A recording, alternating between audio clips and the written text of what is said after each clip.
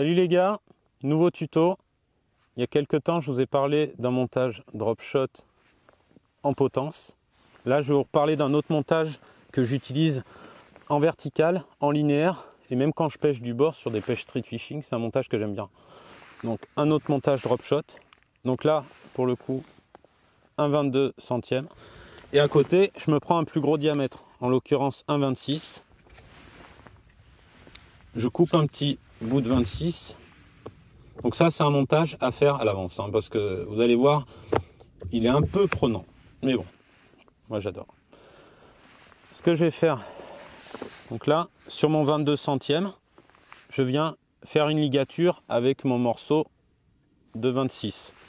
Toujours prendre un morceau plus grand, plus gros en diamètre.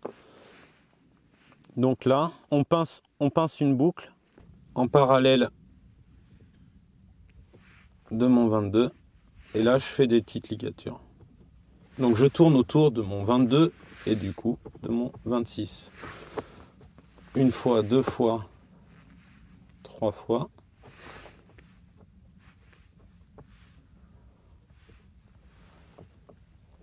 Quatre fois. Et là, je reviens sur ma boucle du départ.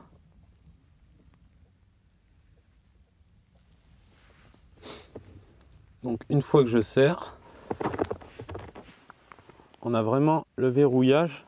Et là, concrètement, j'ai fait un nœud. Hop. Là, j'ai fait ce nœud-là.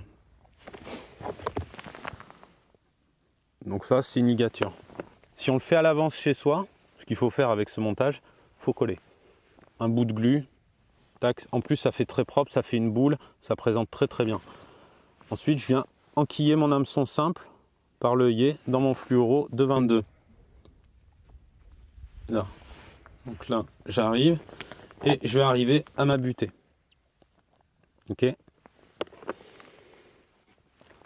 Donc là, vous allez commencer à comprendre qu'on a un montage plutôt, on va dire, rotatif. Je reprends un 26 et je refais la même chose.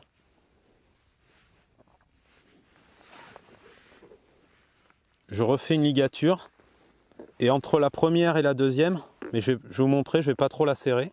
Là, je viens serrer mon 26 avec ma ligature.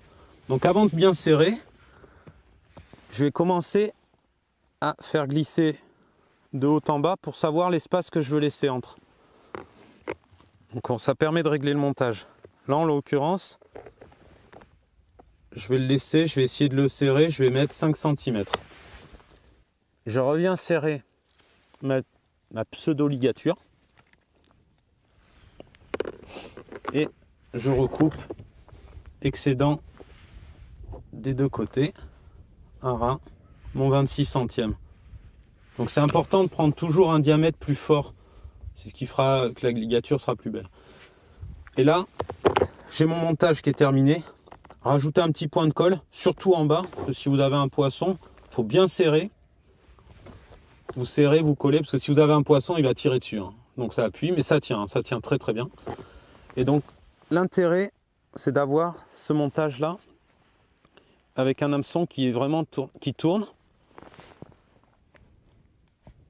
Voilà, on a un hameçon qui tourne vraiment autour. Donc déjà, ça évite de décrocher, parce que ça crée du mouvement, notamment sur les perches. On décroche beaucoup moins, parce qu'on n'est pas en tension directe avec le fil. L'autre intérêt que ça a, c'est si on pêche, quand le leurre tombe, en fait, on a déjà un mouvement qui va se créer, on va lui donner de la mobilité en faisant ça. Il monte, il descend. Et sur des pêches où on relâche très vite, où le plomb reprend le contact, on va avoir le leurre qui va travailler comme ça.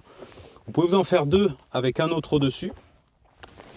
Par exemple là, si je mets un petit slender, pareil, hop, sur le montage. Là, on a vraiment ce mouvement. Ça, c'est hyper intéressant. Et après, si à la descente, le mouvement auquel je vous parlais, c'est celui-là. Donc en haut, on peut coller ou pas. Si on serre bien, on arrive à faire glisser. Mais c'est surtout en bas, serrez bien le nœud et collez. Et préparez-vous en plein à l'avance. Franchement, ça, c'est encore... C'est pas vraiment... Encore une fois, je ne sais pas si j'ai inventé quelque chose. Ce qui est certain, c'est que ça vous donne matière à réflexion sur plein de montages. Bon courage à vous!